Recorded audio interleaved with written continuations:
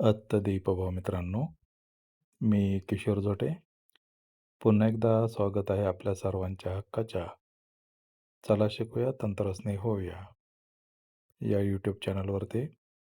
आज आपण पाहणार आहोत स्कूल पोर्टलवरती माझी विद्यार्थी संघ ही जी टॅब आली आहे, या टॅबमध्ये आपल्याला नेमकी काय माहिती भरायची आहे. आपण आपल्या लाडक्या क्रोम ब्राउझरवरून स्कूल पोर्टल टाईप केलं, ते सर्च केल्यानंतर आपण या स्कूल पोर्टलच्या पेजवरती येणार आहोत. इथे आल्यावर आपल्याला स्क्रॉल करायचं आहे. नेहमीप्रमाणे आपला UDIS नंबर, पासवर्ड आणि कॅप्चा टाकून आपल्याला लॉग इन व्हायचं आहे. लॉग इन झाल्यानंतर अशा पद्धतीने आपल्याला पेज दिसेल. इथे आपल्याला मेनू टॅब दिसणार आहे वर. तर मेनू टॅबला आपल्याला क्लिक करायचं आहे. त्यानंतर चौथी जी टॅब आहे ती माझी विद्यार्थी संघाची दिसते आपल्याला इथे. त्याला क्लिक करूयात. आता यामध्ये आपल्याला 3 टॅब दिसत आहेत. पहिले आहे रजिस्ट्रेशन माझे विद्यार्थी संघ, दुसरे आहे माझे विद्यार्थी समितीची माहिती आणि तिसरं आहे माझे विद्यार्थी लोक वर्गणी देणगी नोंदणी फॉर्म. तर पहिला टॅबमध्ये जर आपण पाहिलं तर या पांढऱ्या पट्टीमध्ये जे पहिली टॅब दिसते त्याला आपल्याला क्लिक करायचं आहे. ही टॅब आपल्यासमोर ओपन होणार आहे. इथे माझे विद्यार्थी संघ माहिती फॉर्म जो आहे तो इथे आपल्याला भरायचा आहे. आपला जिल्हा, तालुका आणि शाळेचं नाव डिफॉल्ट येणार आहे. त्यानंतर इथे आपल्याला त्या विद्यार्थ्याचं नाव त्या चौकटीत निवडायचं आहे. इयत्ता शेवटची, तो आपल्या शाळेची शेवटची इयत्ता शिकलेला ते इथे वर्ग इथे निवडला जाईल.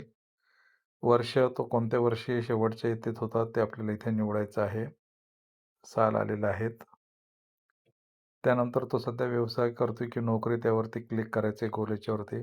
सध्याचे त्यांचे वास्तव्याचे ठिकाण कुठं आहे ते टाकायचं आहे. त्यांचा मोबाईल नंबर टाकायचा आहे आणि ॲक्शनवरती आपल्याला क्लिक करायचं. ते प्लसवरती आपल्याला क्लिक करायचं आहे. दुसऱ्या सदस्याचं नाव नोंदणीचं इथे आपल्याला टॅब ओपन होणार आहेत. त्यानंतर इथे आपल्याला सबमिटवरती क्लिक करायचं आहे. हे आहे पहिल्या टॅबमध्ये.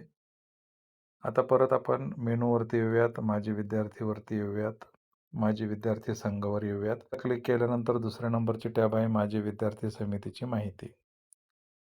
यावरती क्लिक केल्यानंतर इथे आपल्याला माझी विद्यार्थी संघटना माहिती येते. माझी विद्यार्थी संघ स्थापना दिनांक हा आपल्याला टाकायचा आहे. इथे क्लिक केल्यानंतर कॅलेंडर ओपन होईल. यामधून आपल्याला तारीख घ्यायची आहे.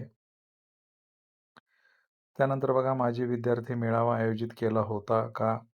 इथे होय, नाही, येईल ते निवडायचं आहे. त्यानंतर मेळाव्याचा दिनांक इथे आपल्याला टाकायचा आहे. इथे सुद्धा आपल्याला कॅलेंडर येणार आहे. त्यातून आपली तारीख निवडायची आहे.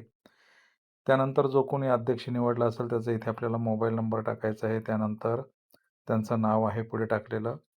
नंतर उपाध्यक्ष यांचाही आपल्याला मोबाईल नंबर आणि त्यानंतर नाव टाकायचं आहे. त्यानंतर आहे सचिव निवडले असतील त्या सचिवाचं नाव आणि इथे त्याचा मोबाईल नंबर त्याच्या पुढे टाकायचा आहे. म्हणजे अध्यक्ष आणि उपाध्यक्ष यांच्या आधी मोबाईल नंबर टाकायचे आहेत, नंतर नाव आहे. तर सचिवचं जे आहे ते आधी नाव टाकायचं आहे आणि नंतर मोबाईल नंबर टाकायचा आहे.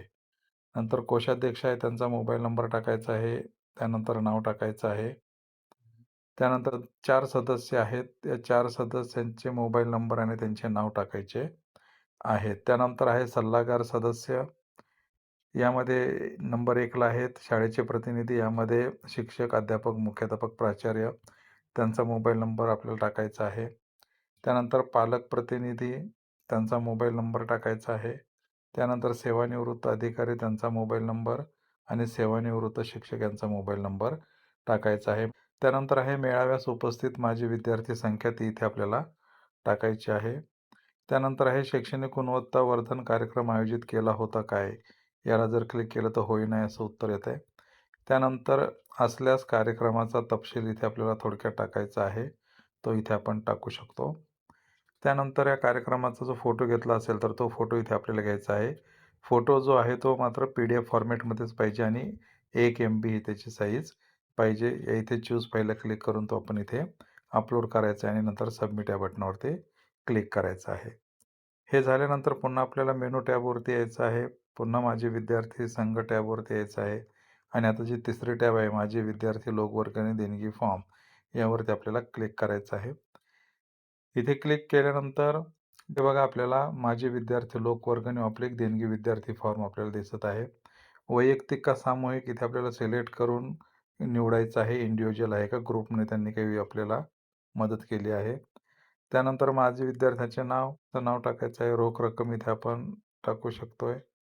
देयकाची पद्धत कशी आहे ते सुद्धा इथे आपण सिलेक्ट करू शकतो. त्यानंतर वस्तूचा काही तपशील असेल तर ते इथे टाकू शकतो. वस्तूची अंदाजित किंमतसुद्धा टाकू शकतो. एकूण जगमा लोकवर्गणी इथे टाकू शकतो. देणगीचा दिनांक इथं आपण कॅलेंडर निवडू शकतोय.